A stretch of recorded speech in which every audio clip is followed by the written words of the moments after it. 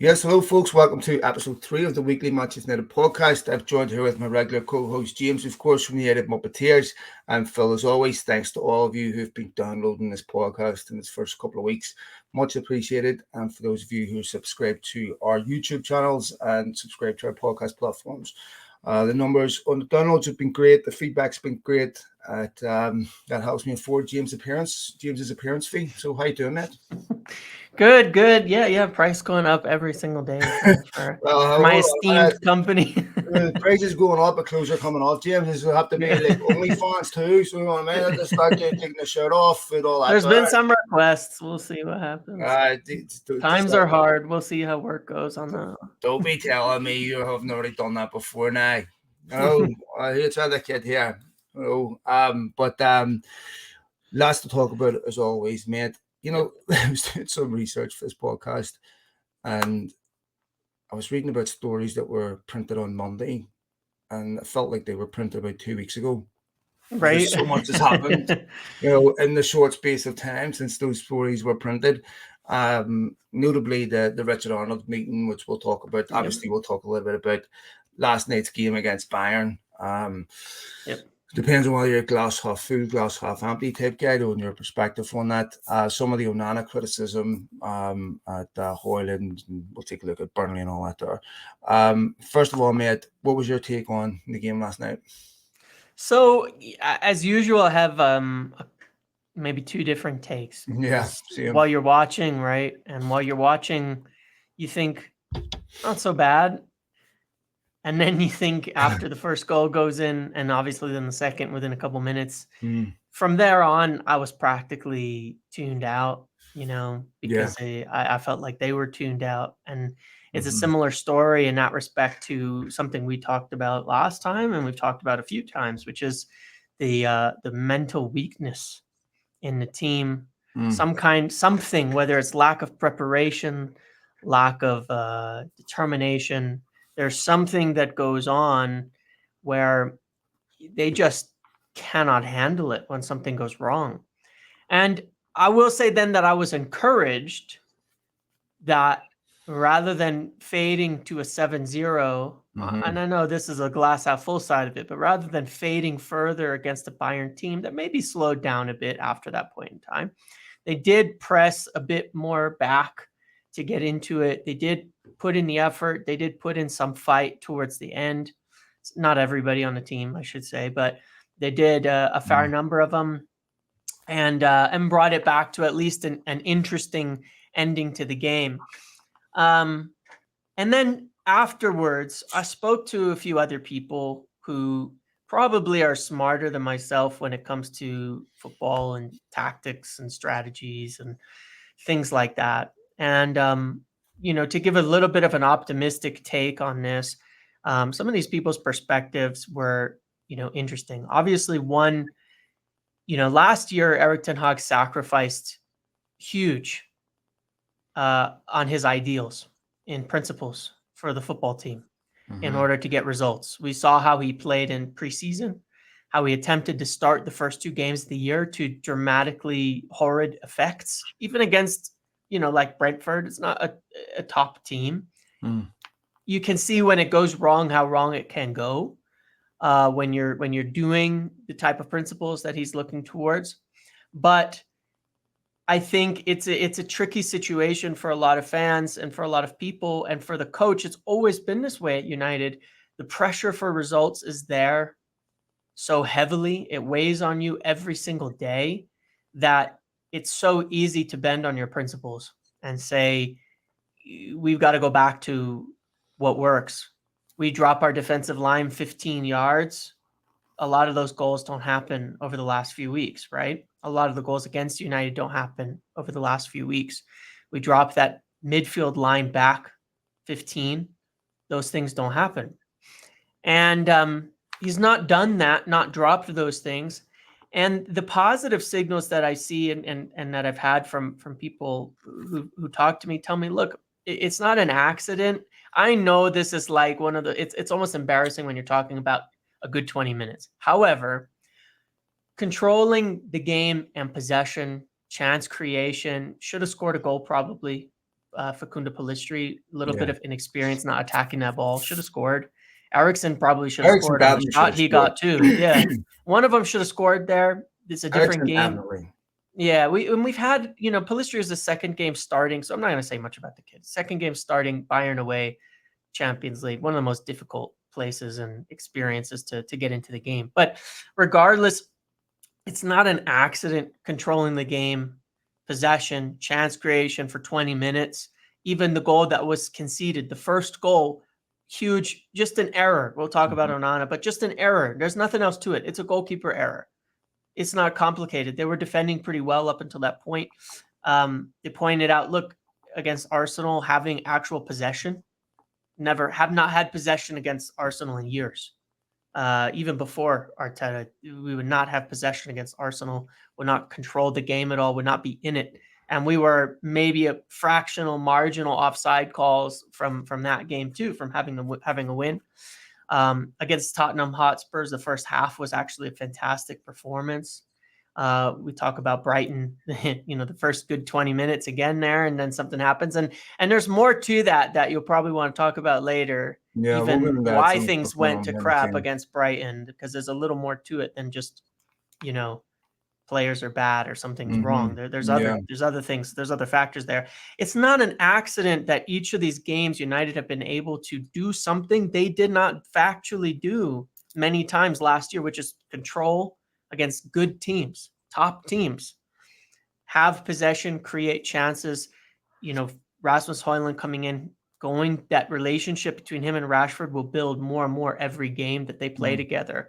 We've not had a striker who's going to attack the posts, attack the box, crash it like Rasmus Højlund does in forever, since the few games that Cavani would show up under Oli, in which we actually did really well, interestingly enough.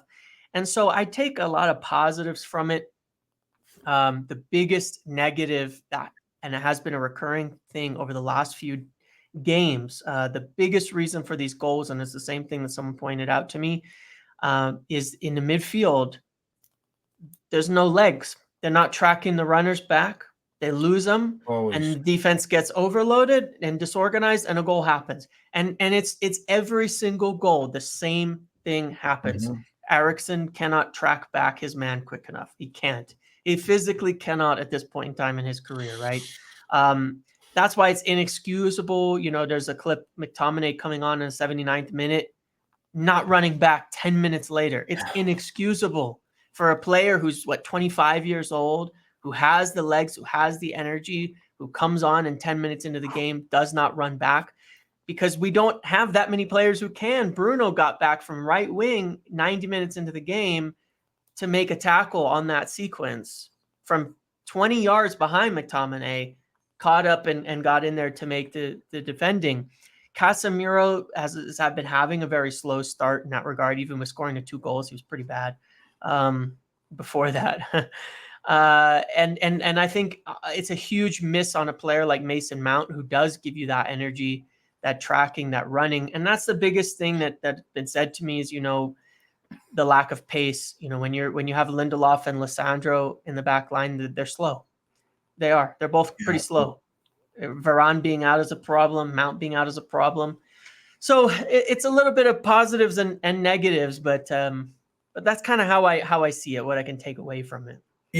I remember when Liverpool played Real Madrid last season. Liverpool were 2-0 up against Real Madrid in the first 20 minutes or so. And included in that 2-0 lead was a major mistake from Courtois. Alisson made a mistake too in that game. But I remember one of the things Jurgen Klopp said after the game was one of the things that stood out for him against Real Madrid was how resilient they are, how they don't lose confidence, how they still believe they'll win a game from 2-0 down. And things like goalkeeping mistakes can happen. But you can't fall apart.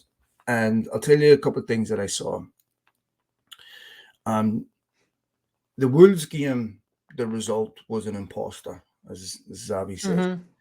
And I can still man an argument both ways here, where you can take some positives from last night. But I'll tell you something, at 3-1, Bayern were strolling through that game. They were Yep. taking players off. They were, okay, we'll save our energy. They'd hit the post. I felt that 3-1, United had accepted defeat and that Bayern had accepted they were going to stroll through the game. I think that United were probably as surprised as anyone that they get back to 3-2, because it wasn't as a result of attacking intent. It wasn't the result of players desperately, trying to get back into that game, players trying to impose themselves. It was primarily came part from a mistake from Bayern, and Casemiro punished them. But as soon as United scored, Bayern up the other end of the field and scored. Now, they did that against Arsenal, right?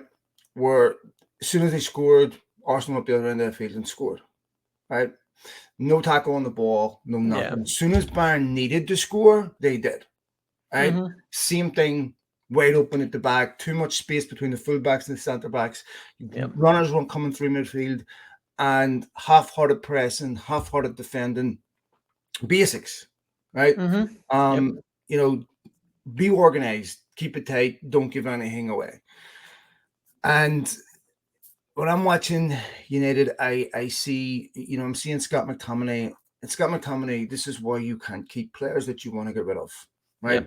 Because basically what you're saying to Scott McTominay is, we wanted rid of you, but the reason why you're here is because we couldn't afford your replacement, and I go in there and play and give me 100%. Clearly, leading up to the Spurs game, United played Everton in a behind closed doors game. And McTominay was the best player on the pitch, I was told. He was immaculate. And of course, he's left out. I knew there was a number of times during that game where the camera panned to McTominay's face. And he looked extremely angry, right? I'm sure, Bayern Munich being interested in him probably looked at that game last night going, I wish I was on the other team, right? He doesn't look like a player that's completely committed. United didn't look like a team that ever believed they were ever going to get back into that game once they conceded the first goal. One of the things that's quite concerning is Marcus Rashford playing like this is above him, or he's above this, right? That this is all beneath him. And as soon as United go behind, his body language and attitude's appalling. He's very good on the ball, but we talked about Cristiano Ronaldo not being a pressing monster. Well, nor is Marcus Rashford. And when you heard about Ten Hag saying, against Spurs, against the defense, wasn't the midfield, it started from the front line, right? I think Rashford probably didn't appreciate that. And I think he was talking about Rashford, where they weren't pressing properly. We saw the goals against Brighton, which quite frankly is a disgrace, a total and absolute disgrace. How limpless wristed United were in their pressing, the intent. And so what starts to happen when you go behind and players stop believing they can win is they stop doing the things they don't want to do. Players don't like defending, right? Especially forwards, right? So you have to be really committed to want to do that. You have to be committed to getting the result. You have to feel like, if I don't do this, there's major consequences. Marcus Rashford's in this position in his United career where he's essentially undroppable, right? Because United just don't have the depth to do anything with him. So regardless of how he plays, he's going to play next week. This is not a good position for any footballer to be in, right? And undoubtedly he's exceptional on the ball, but he has a look to me, and he's had it pretty much since Spurs, that this is all beneath him. That you look at the Gabby Jesus goal against Arsenal, and Rashford's attempted press during that break was dreadful, absolutely dreadful. And I think this is a big problem for Ten Hag, of getting these players to believe that they can be successful, that they can compete with the Bayern Munichs and everything else. See, you brought up something there that was interesting. There's a refusal for United to acknowledge where they're actually at, right? So they're always trying to shortcut back to the top. I was talking to Stevie Nicol for about an hour and a half on Tuesday. We were talking about this. We were talking about how Liverpool's history was an albatross because you were constantly being held. And once Douglas left after Hillsborough happened, Liverpool Football Club went downhill. But the history haunts the present because you're constantly being held to those standards, and the reality is the players that you have are not the same as the players. Yep. And it's very, very difficult to recreate greatness because there are certain, characteristics of greatness that are very difficult to replicate. Quality, everything. Football has cycles, and that's the way it goes. But United are always trying to shortcut. They're always thinking we can go out and buy 2 or 3 good players, and then we'll catch City and we'll catch Liverpool. Yep. But if you look at someone like Brighton, they build incrementally on top of good foundations. United's foundations are always wafer thin. So all it takes is a couple of defeats for the whole balloon to become deflated, and to show that this is skin deep, that this is superficial growth. And so United are patient about their growth and say, look, we're not going to catch City for another year or two. Okay. And that's assuming we do everything right. I heard Paul Scholes talk about this last night. United didn't really improve the team. They strengthened the squad, which I would agree with over the summer. Harry Kane played for Bayern Munich last night because they're a top football club that can sign top players. Harry Kane wasn't playing for Manchester United last night because United no longer can do that. United now have to spread out that budget across 3 or 4 players that the world's best football clubs spend on one. Right? I mean, there was a story United bid 50 million for Evan Ferguson. What an insult! What a total insult! Right? Yeah. I mean, this is ridiculous. Totally ridiculous. The reality is United don't have the budget anymore to bring the players in of the requisite level to catch City, to catch Liverpool. They are exactly where Arsenal were under Wenger. Right? They are a club that's really trying to finish top 4. That are going. The best players want to leave. Right? They want to go to other clubs. They can't when they're in the market for better players. Top clubs will pick them off. United can't, and they're getting that second tier, third tier player that I mean, you can touch on this in a minute about Amrabat. We'll get to that about some of the recruitment, the perception of recruitment on him. Maybe that's why they want the break clauses in there, but. To me, again, it speaks to a dysfunctional football club because it shouldn't be signed if that's the case. And I look at this and thinking, this is a football club that has some good players, not enough good players, and the weight of history, which demands that they compete for Premier Leagues and European Cups, is a big problem for United because what they have on the pitch is nowhere near that level where they can compete. Ten Hag's been unlucky with injuries, there's no doubt. We can get into that. But even with the full squad, I mean, you look at. I hate to say it, but you look at City. I mean, they're just so far ahead of United. It's unbelievable. I mean, their signings come in, settle right away, score goals. Good, Hoyland's done really well, to be fair to the kid. But everything looks like it's been properly planned out. Where United just look like. They're throwing a jigsaw together and hoping the pieces fit. And that chaos shows up on the pitch every week. So a top club will always beat United. And yesterday in that game against Bayern, we're sitting here going 4-3 is not a bad result. On the face of it, it's not, right? It's not a bad result going away to Bayern. There's no disgrace in losing 4-3 to a team that haven't lost at home in something like 7 years in the Champions League. But if you look underneath it, how long we needed in that game last night, right? First 20 minutes, as usual, same thing. They start well, they don't score, they concede a really bad goal, and then they fall apart. So other than really the last couple of minutes, you had to work in the game.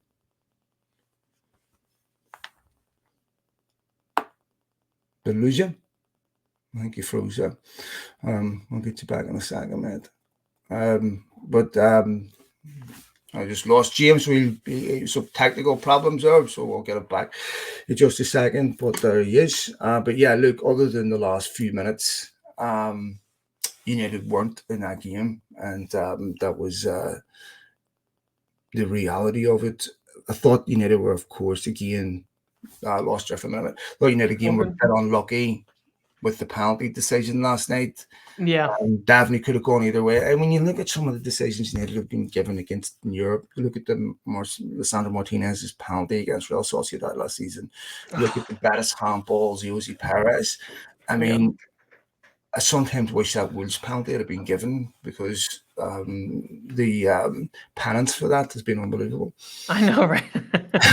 It was like the non-offside against City, like we paid last year in the win against them. We paid for that goal for like 2 months after that, in terms of bad calls the other way and the constant attention in the media for it. It was crazy. Well, I mean, just on the Garnacho thing, it's easy for people to turn around and say, well, he's offside.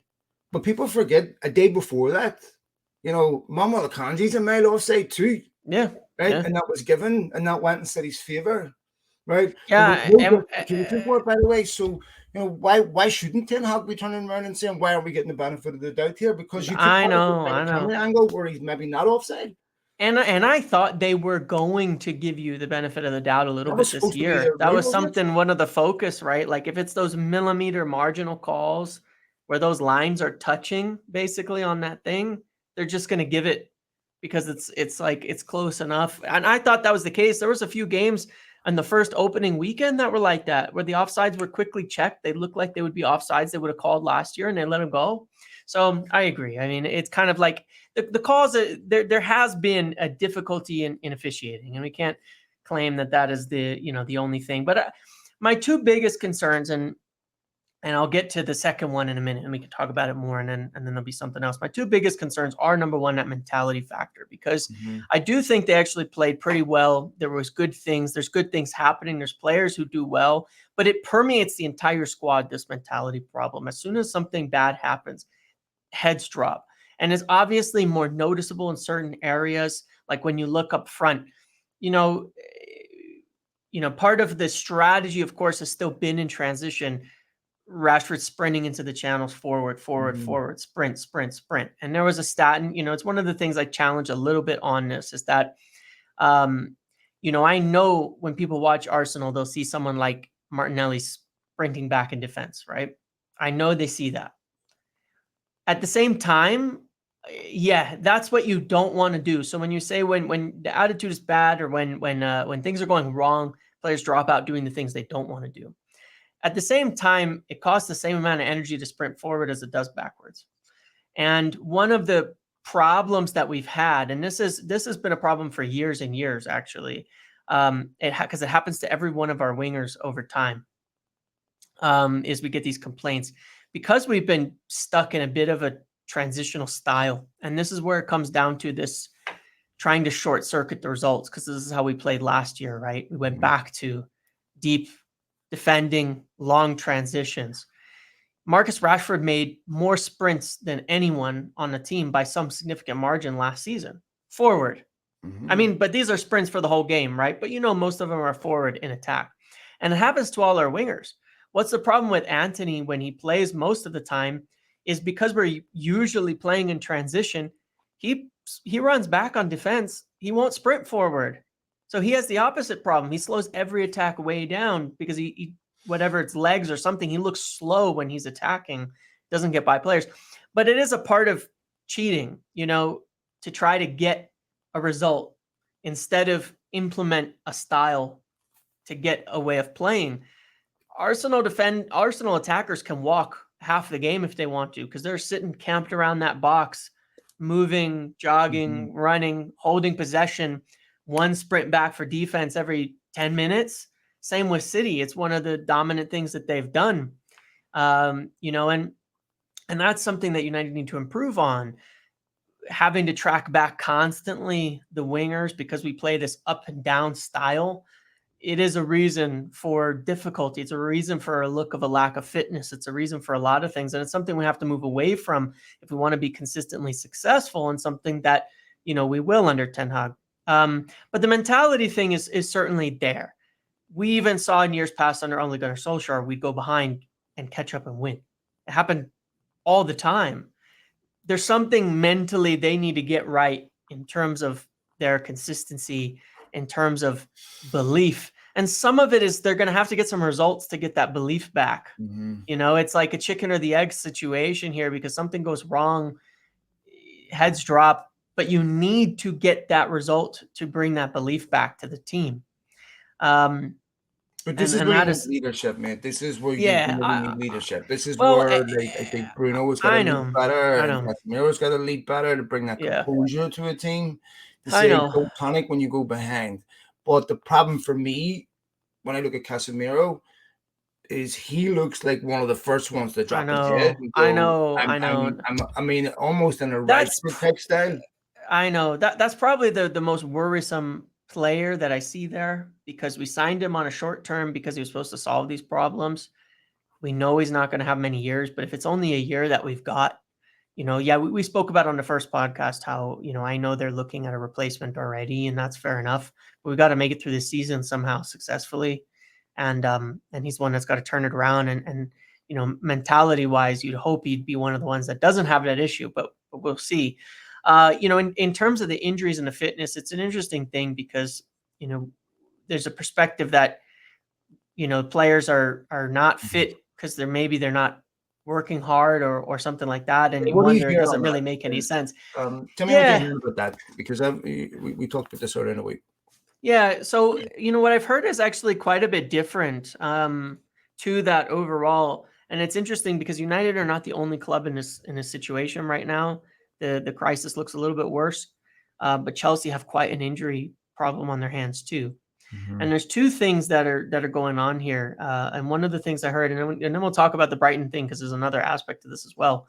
But I heard from someone very well informed on this, so I'm quite certain of it. Brighton do very, very little running work during the week. Brighton are a team that do very, very little running work during the week. They do almost tactics all week. It's all tactical work. One of the advantages that obviously teams like that have, Brighton, who have built a very good team that now are on the cusp of Europe and all of that, but they still have not had to play in Europe, you see. So they're used to, as a team, having the whole week empty, one game a week. The fitness levels are a bit different there because when you're playing one game a week, you can look fresher than your opponent when you're not fitter than them, because they've been playing two a week for weeks and weeks and months and months and months. And we know that United have had an extremely busy schedule last few years. But what's happened essentially is really that in training, United are working almost too hard, funnily enough, at the moment when it comes to actual running, that they've been running almost too much.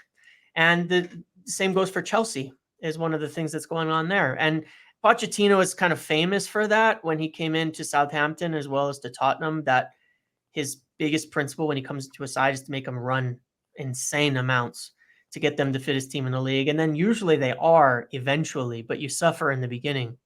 And I think United are also going through a bit of that too, that they are under Ten Hag here. They know they have to be fit for 2 games a week. Right now, Brighton don't.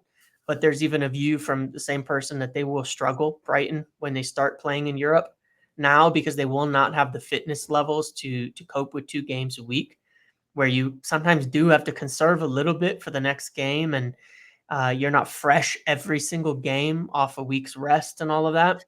So United are suffering a bit now, and it may be that there's some issues, some things that need to be improved in terms of the way that the load is managed in training, the way that it's assessed, because maybe it's a little bit too much right now. But the hope is that it'll pay dividends in the long run as well. To me, there's a few things that are unforgivable as a professional. Yeah. And fitness is one of them. Yeah.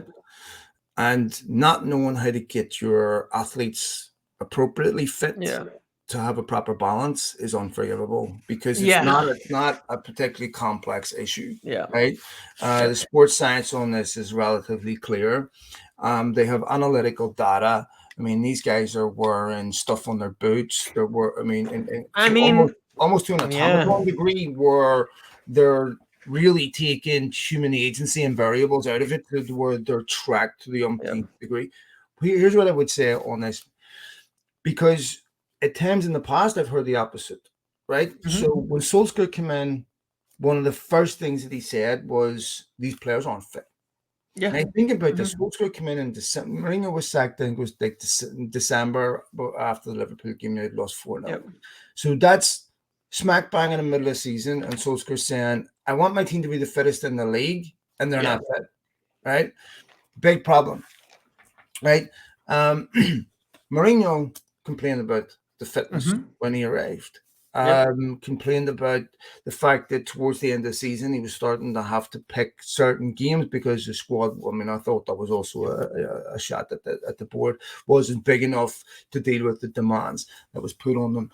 Ranić comes in and talks about two things. One, the players are now going to have to rehabilitate their injuries at the club, right, Mm-hmm. rather than taking off somewhere else. And two, complained about the fact that despite United weren't playing the same amount of games as Liverpool and their rivals, they were still picking up a lot more non-contact injuries, Yep. right? Some of that, of course, is a high-intensity press type style, heavy Mm-hmm. metal football, if you want to call it that. It's very, very physically taxing on players. You Mm-hmm. have to be unbelievably fit, and it burns squads out quickly. Right, so you Yep. have to, Guardiola is very good in how he rotates players in.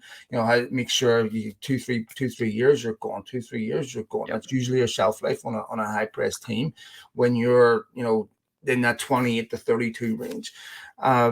So I think I remember when Lukaku went to Italy, Conte said it took him, I don't know, 3-4 months to get him properly fit because he wasn't fit from his time at Mm-hmm. United. When Ten Hag was turning around saying after the Spurs game that didn't work hard enough, when you have to remind your team to work hard, that's a major concern to me because that's something that should go without saying. And when I see United come out against Bayern Munich 5 minutes early from half time, I'm like, what possibly could Ten Hag have needed to remind them of that wasn't important before the game? Like, what are you responding to? What do you have said? You need to come out here and give 100%. You need to do this, do this, do this. Unless it's a serious tactical adjustment, talking about the intangibles of fitness, commitment, all that stuff that it doesn't matter whether you're a Burnley or a Manchester United or these are things that all athletes should have at this highest level. There can be variables with skill, there can be variables with talent and everything else, but there cannot be variables on things like fitness because that is the bare minimum to me. Yeah, I would agree. And part of it is, unfortunately, it comes back to, Jose Mourinho complained about obviously the fitness and all that. But the other thing he complained about was the lack of the data at the club on this, that their sports science department, and this is not a new thing. United's analytics and sports science department are way behind, and they've been doing work on it to catch up, but it is way behind.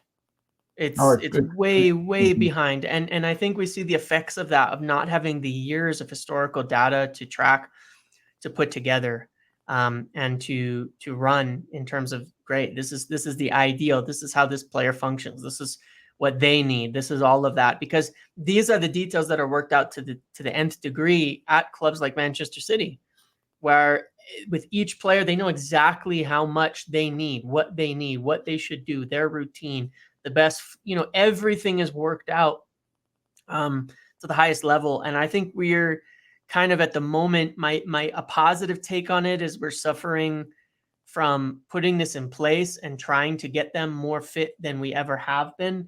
Part of the problem is that they're not getting more fit when they're injured. So if it's going to a point where they're picking up too many injuries, it's not going to help. When I look at players like Aaron Wan-Bissaka, I know Aaron Wan-Bissaka is a consummate professional in terms of how he trains, in terms of his effort, in terms of his intensity, things like that. I know he's never been a player to stop. He's rarely had injuries. I think one of his only injuries he had was actually a contact injury from sliding into the boards under Rangnick off the pitch. And I know that is something that has to be worked out. And my hope is that this is more of growing pains at the moment, that it's from really hard work on this, that Varane, Mount coming in, back in the next few weeks, Kavi Manu coming in, that they'll be better for it moving forward, that the rest of the players who are continuing to train and work under this and not injured are going to continue to improve. in this vein in terms of fitness. But honestly, I would say that by middle of next month, the league isn't won in October and September. We know that, but you can lose it. And part of that is that, I think by end of October is usually when you expect the team to really start into the form that they're going to carry in through the year. And that comes down to fitness for me too. You're starting to get the midweek games. We've got Champions League, League Cup, Champions League. These midweek games are coming. We've got that run to the November international break.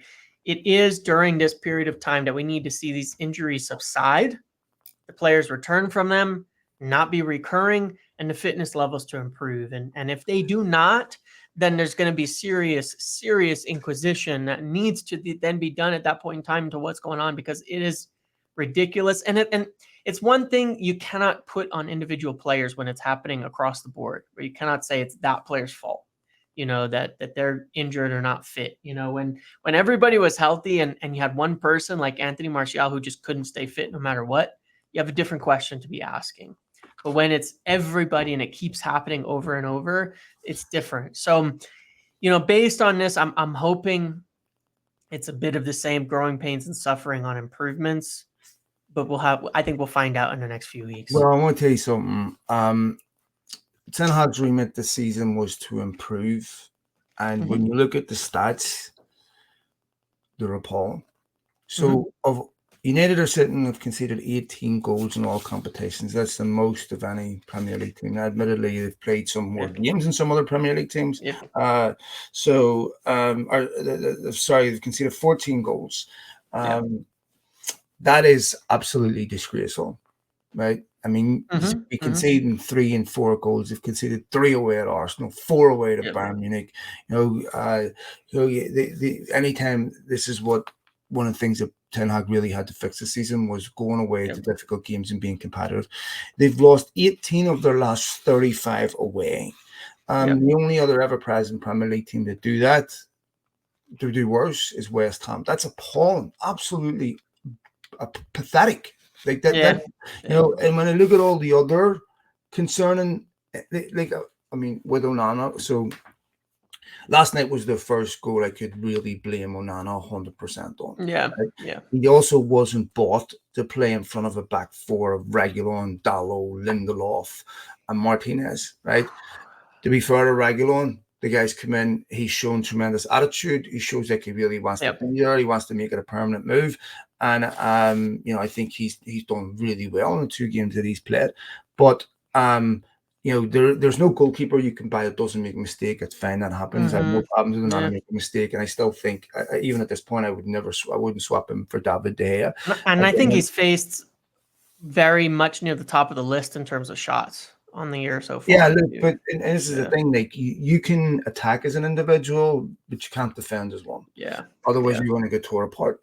And when you can see where United are getting targeted in midfield, because you can't play Eriksen and Casemiro in the same midfield. Christian Eriksen doesn't work anymore. Last night. Christian Eriksen, this should be his last year at United. Christian Eriksen's great in the League Cup games, or bringing them on the last 20 minutes in a game you're 2-0 up, or the last 2 games of a Champions League group stage where they're dead rubbers, where you can rest players, where you can put them on the League Cup, you can bring them on FA Cup, but you can't play them in key games, right? Where you're expecting 90 minutes of legs for him against top teams. You're just going to overrun him, right? Especially playing beside Casemiro. It's not fair on either of them, really, right? And I understand that they've had injuries in midfield, but and I believe that once Mount comes back, if he can stay fit, remember he only played 9 games last season too, then obviously he'll be an upgrade on Christian Eriksen beside Casemiro, but still leaves the problem of where you play him. Do you play him high and leave Casemiro exposed? I don't know. But when I look at some of those metrics, some of those stats, and I don't want to do it all on stats, you look at the fact that it's its worst ever starts of Premier League season. James, those are really concerning stats. And United have had a somewhat, have had an above average difficult start, but not an impossible start. We really could easily be sitting here with United not winning a game all season, because the 2 games they did win, 1, like Wolves game, they did not deserve to win, and 2, that Forest game, they really easily could have lost that. Yeah. Yeah. I agree. It's concerning. I mean, it is. It's like, it is concerning, and the only thing I could point towards, because right now I feel, I've been so down in the dumps with a lot of the United stuff over the last month with everything that's Mhm. happened. It's been hard. I mean, it's been hard, right? Mhm. You take Yeah. the Greenwood situation, the Anthony Yeah. situation, Sancho situation, the results, the start, the difficulties. It's hard to be positive about it. And so kind of I started looking at it and saying, all right, well, I'm not going to be delusionally positive about this, I know exactly where you're going. but There's a I'm going to point sit where here and there's say, a it's tipping like, point. let's take, I'm almost looking at it like it's a free hit right now. Okay. One of the benefits I'll give to Arsenal and Arteta, they didn't qualify for Champions League before last season, right? Mhm. Before this season. And they challenged for the league last year. They Yeah, weren't in the no, I Champions League. agree. They were in Europe, the Europa, and they weren't even in Europe the year before that, right? They didn't, they suffered a bit for that. I give some comparisons to Jurgen Klopp and Liverpool too. I've talked about them a fair bit because I think there's some decent comparisons there. They, like you mentioned, they were hung with this albatross of the past where they were trying to cheat to get results for a long period of time, right? Mhm. Um, Buying old players. Their squad was old. It was it was established. But it wasn't good. And they would struggle and they would hang about, in fourth to eighth, right, for a long time. I think they won a Champions League during that time, during one of these times here, even. But yeah, but they long time ago. But they struggled. And one of the things that happened before they brought Virgil van Dijk in under Klopp is they kind of, you almost looked at it like a free hit that season. I remember it the season before and the half season leading up to that. They just started attacking like mad and they just went for it and they would score goals. They started scoring goals and they started conceding goals left and right. I mean, they were scoring and conceding every week, late goals, blunders, errors, doesn't matter. They just kind of went for it and put their style into place. And when they settled that defense with Virgil van Dijk and Allison and all of that, and they settled it, the next 2 years, they were one of the best teams in Europe, competing with City that nobody else could do. Obviously, winning the league, winning Champions League. They did it. They pulled it off. And they burnt out pretty quick after that. And you can see, though, what happened when Virgil van Dijk got injured. That one player getting injured in their back line, they had a terrible season for their standards, right? And there's interesting comparisons there because they don't have the resources that Manchester City has either. And they've been able to kind of rebuild it. They're looking like they're going to be pretty good again this year. And that's kind of the positive I would give it is I would almost look at this season like like you said, we have to stop. We've been talking about, we have to stop to some degree trying to shortcut the result to win and put in what we're trying to do and just see how it goes. Honestly, we just have to. And that's kind of where I'm at on it. It's been so negative that I'm just like, I know. just go for it. Just go for how you want to play. Just do it. And let's see if it works. Well, Let's give it till December. You know what I mean? Before we panic about how we're playing. It's like, forget it. You know what I mean? We can make up the points to get top 5 because remember, it's going to be top 5 moving forward on Champions League, right? Gives you a little more wiggle room. Let's see how it goes. We can make up the points between December and the end of the season if we need to, if we can get the players healthy and a style implemented and have things working. And that's kind of what I'm hoping for at this point from the season. And I have to say, Ten Hag's been getting some criticism, and I don't really understand how people don't learn. I mean, everyone has their own opinion on this. I'm not saying he doesn't deserve criticism or is above criticism. No one's perfect. But of all the problems that exist at United and all the reasons why they're in this, I mean, was this not made clear in Ole Gunnar Solskjaer's interview the other day with Andy Mitten, that the manager, rarely do they follow his advice on what they actually need to do. You can go to the club with recommendations and they come back and knock them down and say, no, you're not getting that guy. We'll go. Harry Kane's a perfect example. Bayern Munich get Harry Kane, United don't. Borussia Dortmund get Jude Bellingham, United don't. Borussia Dortmund get Erling Haaland, United don't. These decisions have consequences, so United end up getting Odion Gallo, I mean, I'm sorry, but I don't care how good a manager you are. Again, the weight of the United's history, holds him a prisoner in the present, because they're constantly compared with that. But where the football club are at presently, they're not operating like a top football club, because they can't.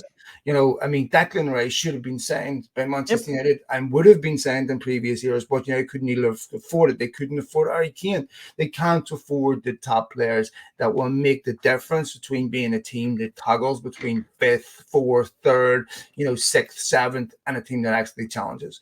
So City wanted Harry Kane. They had no problems meeting the buyer. What Spurs were asking, but they didn't get him.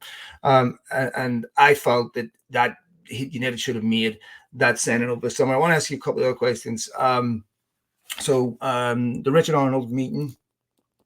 So, of course, he had this Zoom meeting where you could anonymously submit questions to Richard Arnold, and he gave a relatively mealy-mouthed, non-committal reply to 2 questions. One, I thought, with the Mason Greenwood situation, we don't expect, which of course is not an answer. It doesn't matter what you expect. There was no denial that Mason Greenwood could play for Manchester United again. There was nothing. There is no unequivocal statement. Leaving that down to an expectation is really is an indication that he doesn't want his work to come back to haunt him if Mason Greenwood does come back. And 2, essentially word salad nonsense about, hang tight, be resilient over the takeover, where this is a strategic review and we're talking big numbers, all this stuff, when everybody and their dog knows the reason why we're still in this process is because the Glazers haven't been given a price that they feel they want to sell at. Whether I think that we've seen Bloomberg talk about this. I still think it would be really difficult for them to not do anything. Yeah, I agree. And, you've seen a few reports this week, kind of all of this coming on the back of what we heard last week about there being more recent discussions on a takeover from the side that we are hearing it.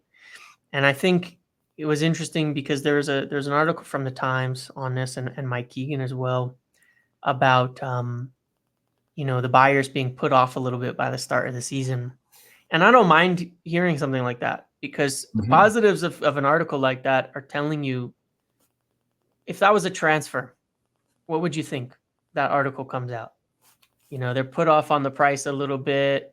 They don't think they want to pay more. Player, only has a couple of years of playing history, isn't all of that. It's a negotiating tactic. It's a bit of the public games. It tells you that talks are ongoing.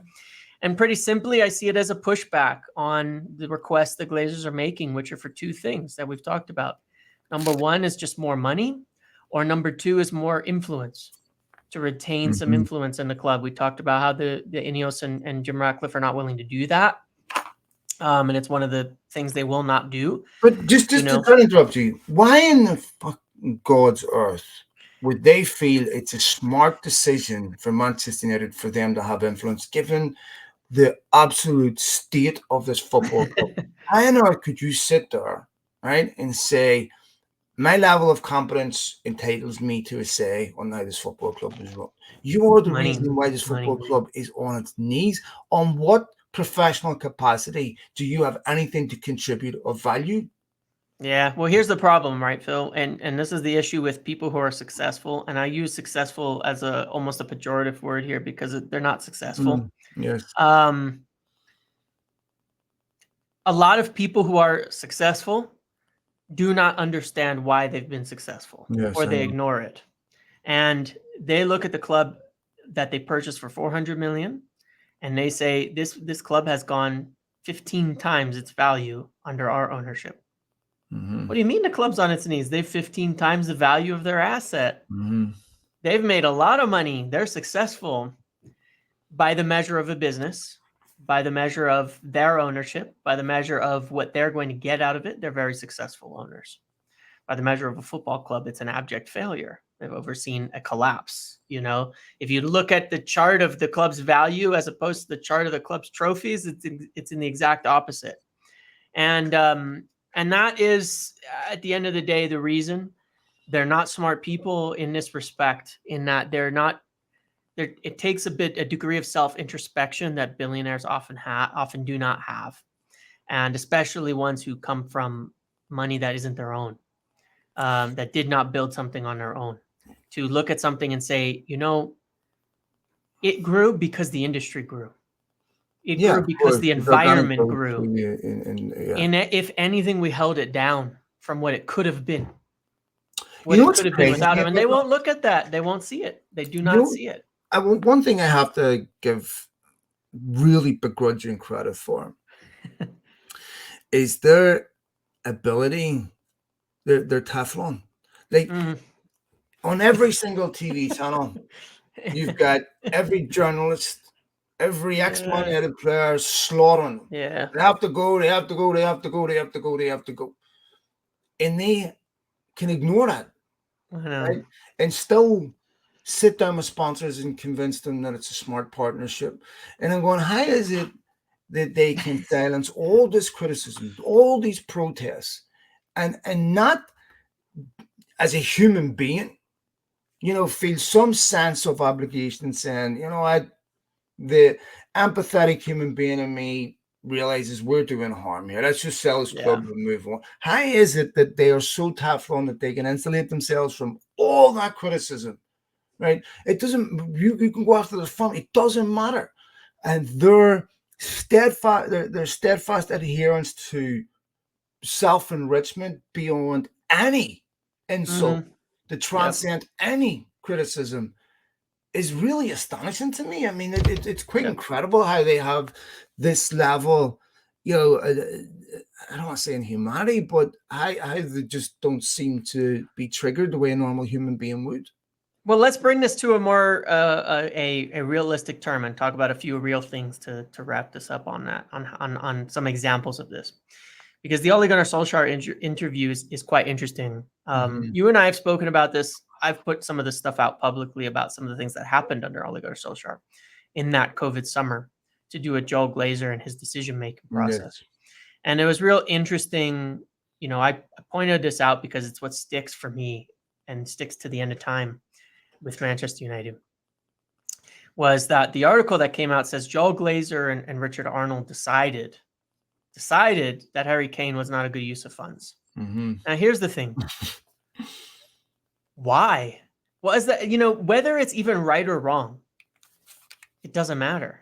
Why is Joel Glazer deciding anything when it comes to football? What he's saying there, James, right? Yeah. And this is exactly the same mentality as what cost them Holland. They're already thinking about the sale of that player before the purchase. The residual value, so the later. How much can I sell this guy for? Not what value does he bring to the team right away in terms of, this guy comes in, scores 300 goals, we win a Premier League, we win this. They don't care about that. Yeah. No. What is my potential to recoup the sale? And by the way, they can't sell anyone for a profit. But this sickness, this mentality of how do we go after players that we can, this is really partly a consequence of the whole Ronaldo the original Ronaldo sale where they, wow, so we can buy a player for, 13 million and sell him for 80. We want to repeat that.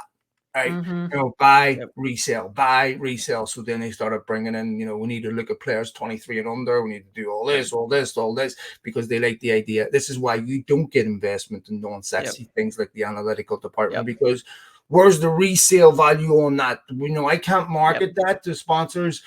Players, we can market, sponsors, we can sell. So I don't want to hijack it, but this is the mentality. Everything is a business decision. It's not a football decision. Exactly. But this is where I want to bring it back to the recruitment as a whole, because, there was one of the stories that I think is worth mentioning. And this is something I discussed. We mentioned at the start of the podcast. I got a couple of minutes, so we'll get through this, this section to wrap it up. I said something about Amrabat, how the recruitment department weren't in love with Amrabat and have some doubts about him. He's someone that Erik ten Hag really wanted through the summer. And then you had this story about concerns about how involved Kees Vos is from SEG, Erik ten Hag's agency, the one that he's not employed by, but is a client of, right? In their summer dealings and things like that. And here's the thing about it that it all comes back to.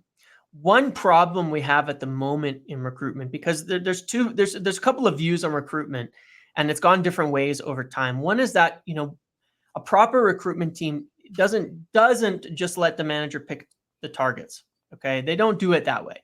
They support the manager by building a proper football department and a proper football team, top down. That there's a philosophy, that there's an idea, that when Jurgen Klopp is asking for Julian Brandt, that Edwards says to him, "No, hold on, I've got someone better for you.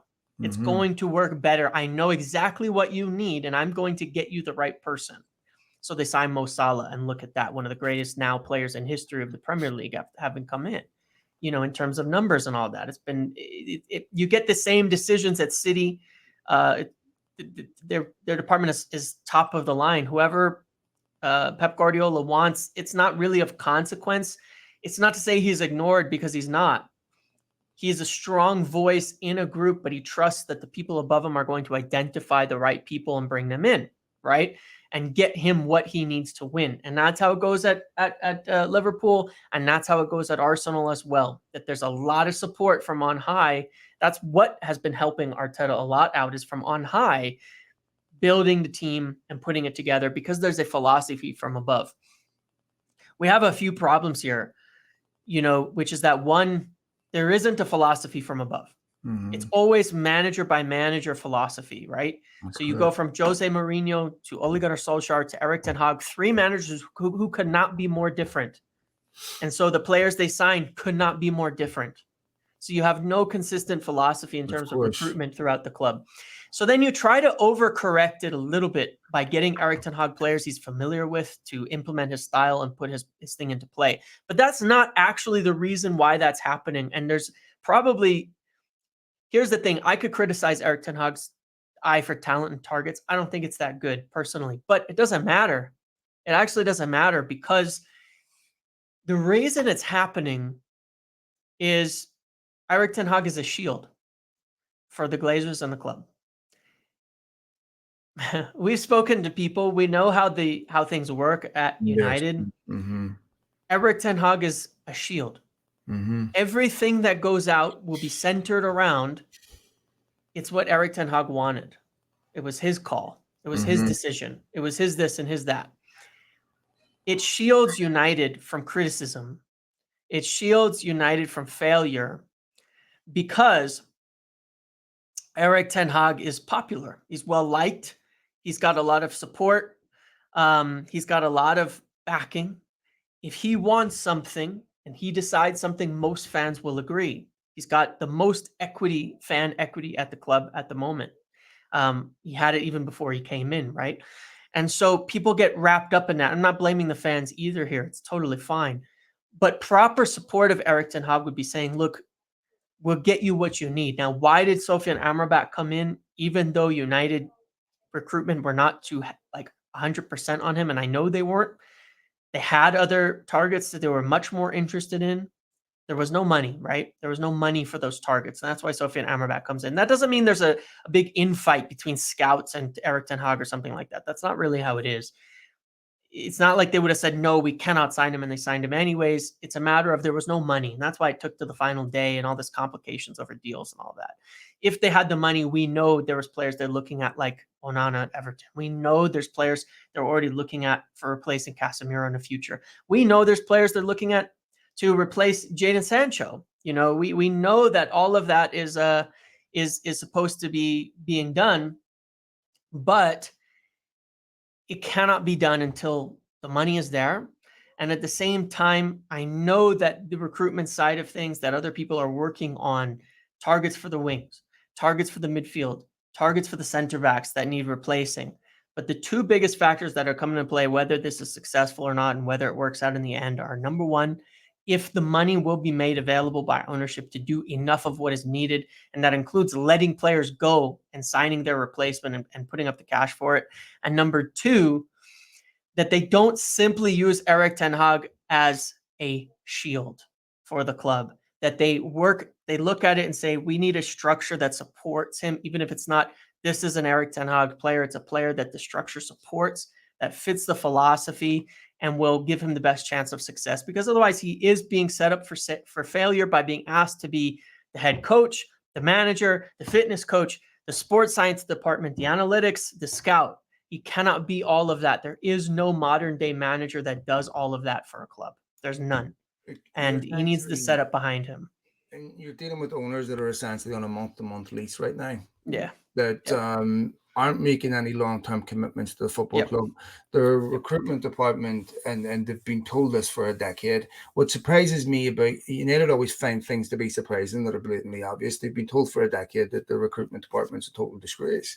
The agents know this. Everybody knows this. Everybody knows there's no coherent strategy behind anything that they do, and that they're, scouting players that they buy are very rarely done as a result of forensic analysis and making sure they fit a particular style. It's when agent rings, he'll do. Yeah, he's a bit good. We could sell him. We could develop him, all that. Right?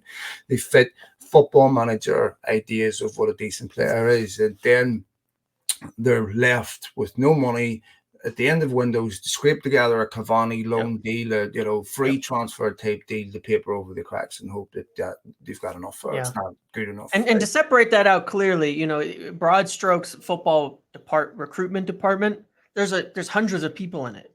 There's a lot of them that know what they're doing. When it all coalesces, that it's that final point that it goes to the CEO, Joel Glazer, to be making the decisions and making the assessments of these things. The players they've rejected over the last few years that they chose not to sign embarrassment would build a Premier League winning team. This is what happens crazy when the people that are responsible for executing on these decisions have no idea what they're doing. But what did we hear last week? The commercial department has the best in class. You only need to, when you look at a company's priorities, right, then that's their definition of success. We don't want to beat this dead horse. We've talked about this so many times. But United aren't really trying to be the best team in the Premier League. They aren't really trying to be the best team in Europe. In fact, what they tried to do was to take merit out of the equation to get a close Super League. So there was no responsibility put upon them to actually be very, very good on the field that had a relationship to the revenue. So they wanted to get United into a league where there was no responsibility to be competitive, but they would still get paid. And so they're not really trying to be, to catch Manchester City on the pitch. As long as they, making money off it, everything else is palatable. I forgot my original point, but I just wanted to make it real quick before we wrap it up. That Joel Glazer spent all these years thinking he knows best when it comes to making decisions on players. And that just tells you the attitude, the mindset that someone has where they cannot perceive the failures that they're making. Yeah, no, I know. And that's when you're asking, why can't they see all this criticism about the club and just sell? Just let it go? The mental capacity is just not there. The introspection is not there.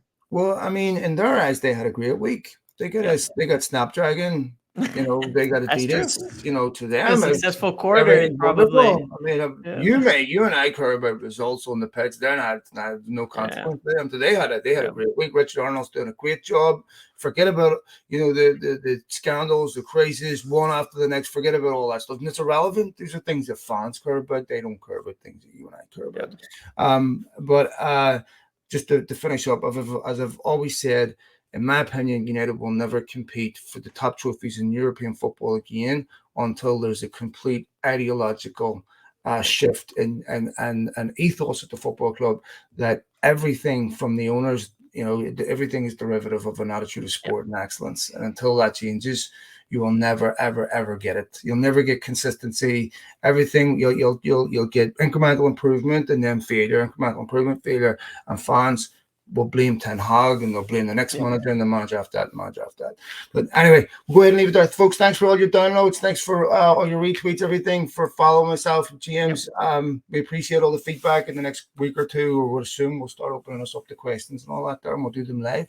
So much appreciated. So get in touch with us and let us know if there's any changes you want in the show, and we will go about implementing them. James, all the best, mate. Yes, you too. Thanks again. Cheers, Bob. Bye. All right.